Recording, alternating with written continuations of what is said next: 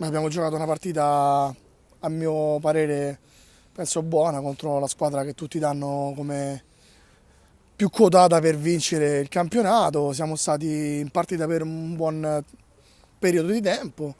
Se avessimo sfruttato in maniera diversa delle occasioni, sicuramente parleremo di uno scarto minore, però anche loro giustamente hanno sbagliato un gol con Matteo Monteforte alla fine, quindi possono recriminare anche loro uno score meno ampio di quello che è in realtà.